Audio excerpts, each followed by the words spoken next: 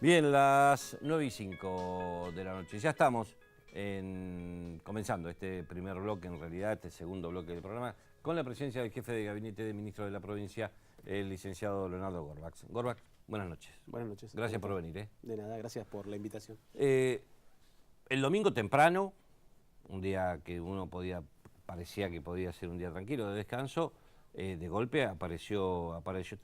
Según lo que nosotros estuvimos con algunos otros periodistas conversando con algunos conocidos, colegas de las provincias también nombradas, el domingo causó el mismo efecto en todas las provincias. ¿Cómo piensan ustedes que se llega a esto? ¿Cuál fue la reacción? Obviamente la reacción es pública, pero ¿cómo se llegó a la elaboración de la respuesta? A ver, en principio, lo que vemos con preocupación son una serie de señales del gobierno nacional que constituyen lo que nosotros llamamos un intento de centralismo, que ya lo denunció la gobernadora y con el que no estamos para nada de acuerdo, ¿no? Digo, en algún momento fue el aumento de coparticipación para Ciudad de Buenos Aires, la pretensión de la gobernadora de provincia de Buenos Aires también de aumentar su coparticipación en detrimento del resto de las provincias, los cuestionamientos a la industria de Tierra del Fuego, que lo fuimos digamos, enfrentando y sobrellevando, pero que en su momento estuvieron. Y ahora, bueno, este intento o esta pretensión que refleja un medio como Infobae, pero que de alguna manera son temas que lo venían planteando en algunas instancias del gobierno nacional, que es pretender que todas las cajas de previsión de todo el país tengan los mismos criterios, como si el país fuera una sola cosa uniforme y no tuviera distintas realidades como efectivamente las tiene. Entonces, estamos hablando de la misma cantidad de años de aporte, el mismo mínimo jubilatoria. Bajo el término armonización, lo que se pretende es que todas las cajas, incluyendo la nuestra, tengan la misma cantidad de años de aporte, las mismas edades, la misma forma de cálculo de haber, etcétera, etcétera, etcétera. Entonces, digo, en primer término, ubicamos esto que aparece en un medio nacional como parte de una mirada que tiene un gobierno nacional con el que no coincidimos en términos de que nosotros defendemos un país federal y no un país donde todo se decida en función de los intereses de Ciudad de Buenos Aires y Provincia de Buenos Aires. El artículo se refiere a la cajita feliz. Indudablemente, sí, es una forma, tiene una forma de calificarlo, despectiva, pero que no parece del medio, ¿no? Parece como que hubiera bajado la terminología de la... Uno puede hacer distintas interpretaciones. Yo creo que muy probablemente sean cosas que, como efectivamente se hablan en el gobierno nacional e incluso nos han planteado de algunos estamentos intermedios del gobierno nacional, bueno, Infobae refleja eso y probablemente lo refleje con algún interés de algún sector del gobierno de ver qué pasa. Puede ser. Por eso nosotros salimos rápidamente, digamos. Nosotros cuando le salimos a decir no a la armonización, hoy temprano, ayer a última hora, se lo estamos diciendo a la población de Tierra del Fuego para que haya una tranquilidad sobre cuál es el rumbo político del gobierno de Rosana Bertone, y se lo estamos diciendo al gobierno nacional antes que pretendan iniciar esa discusión. Porque, digo, y ahora yendo ya al tema de la caja, yo digo, la primera decisión política que toma Rosana Bertone cuando asume es ordenar la situación de la caja de previsión, porque la realidad era insostenible, no se pagaban las jubilaciones, los jubilados tenían que ir a tribunales en lugar de ir al cajero para tratar de ver si podían cobrar. O sea, ya estábamos en una situación de cesación de pagos. Y la gobernadora lo que asume es la responsabilidad de ordenar esa situación sin esperar que venga nadie a pedírselo. Lo hicimos porque había que hacerlo y porque la gobernadora, como en todos los temas, ya estaba incluso la responsabilidad. La armonización estaba puesta sobre la discusión. Cuando nosotros asumimos y empezamos a plantear las leyes que necesitamos para sacar la caja de previsión adelante, lo primero que dijeron los sectores opositores en la provincia es que íbamos a transferir la caja Nación. ¿Usted vio que hayamos transferido la caja Nación? Yo no lo vi, no sucedió, ni va a suceder, ¿no? Dicen cosas que finalmente no se cumplen y después no se rectifican. Lo cierto es que tomamos decisiones precisamente para lo contrario, para mantener la caja de previsión en el ámbito provincial de una manera ordenada y sustentable, porque había que volver a pagar las jubilaciones de los jubilados actuales y había que garantizarle a los trabajadores estatales que el día de mañana se iban a poder jubilar. Y lo hicimos con herramientas propias que claramente han dado buenos resultados, porque desde el momento que se sancionaron las leyes hasta ahora no hubo un solo cronograma de pago que no se haya cumplido. Y nosotros vamos a seguir en ese camino, porque asumimos digamos, cuando decimos que somos una provincia autónoma y que defendemos nuestra autonomía, también estamos diciendo que somos adultos, que tenemos los pantalones largos, que somos responsables y que sabemos administrar lo nuestro.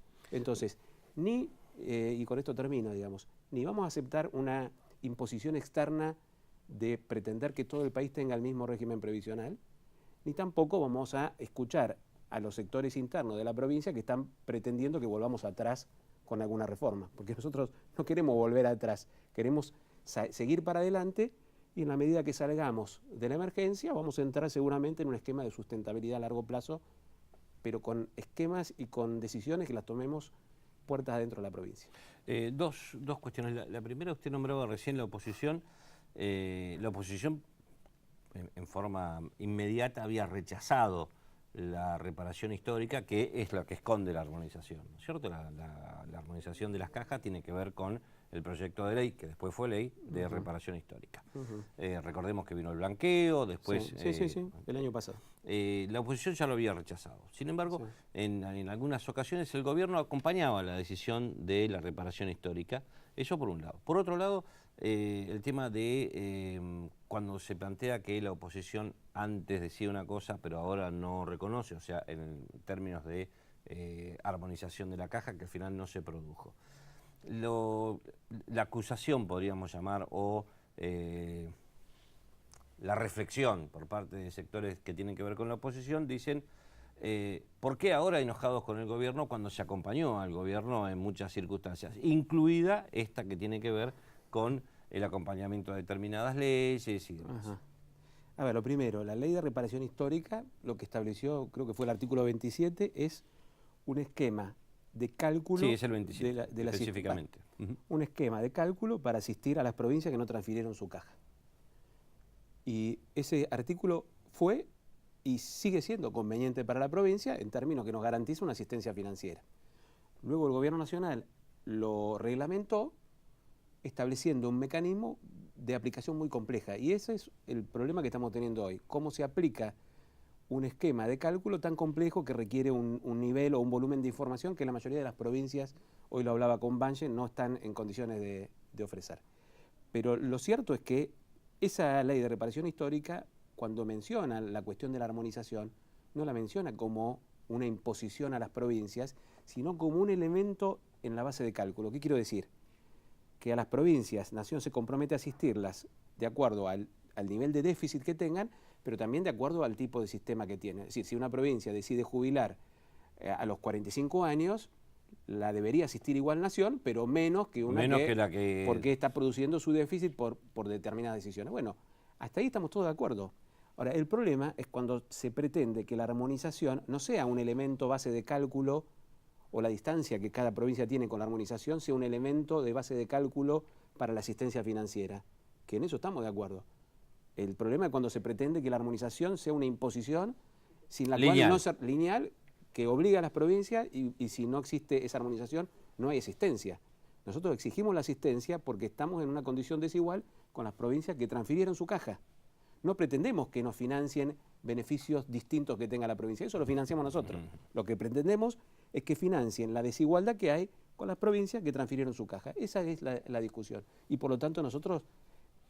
bueno, es un poco el espíritu del artículo 27 cuando habla de asimetrías que se produzcan. Exacto. Y después con lo que dice la oposición, que a veces acompañamos, a veces no. Yo no me acuerdo ayer en algún programa que estaba, creo en la tele, pero no me acuerdo cuál, alguien comentó que habían hecho una especie de experimento de hacerle una encuesta a la población y decirle que había una propuesta de universalización de la asignación universal que la había formulado Cristina Kirchner. A la gente que le dijeron que la había formulado Cristina Kirchner, los que votaban a Cristina Kirchner, el 90% estaba de acuerdo con la propuesta, y los que habían votado a Macri, el 10% estaba de acuerdo con la propuesta.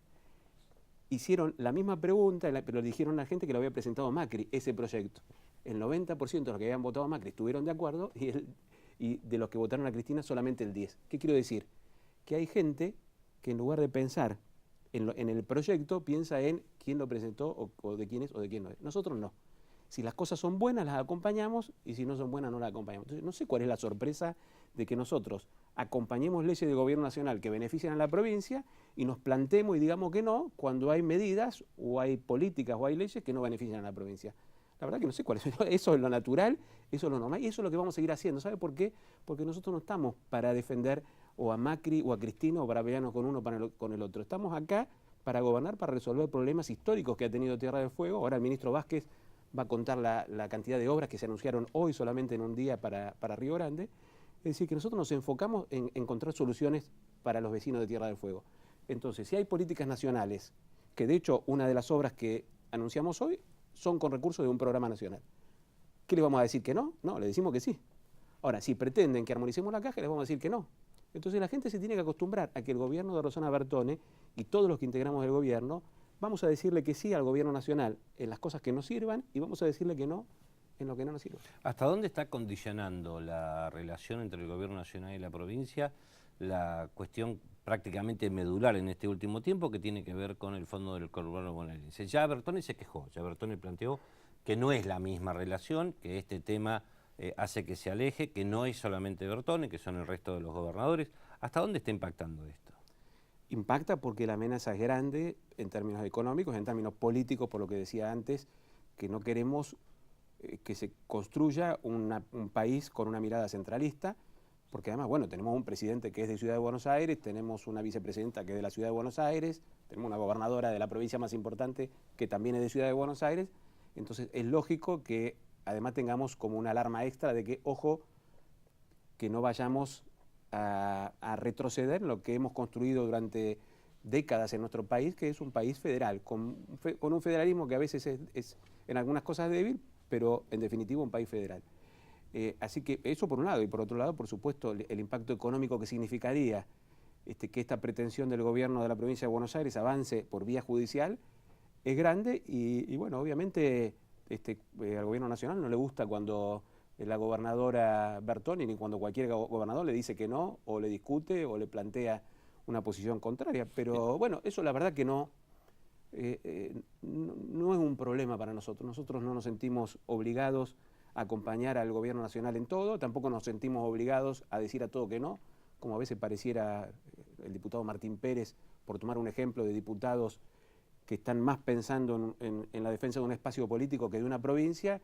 Entonces todo lo que viene del gobierno nacional se dice que no, y en ese no, bueno, a veces hay obras que son para Tierra del Fuego, hay beneficios que son para Tierra del Fuego, ellos igual le dicen que no, porque la cuestión es decirle que no a Macri.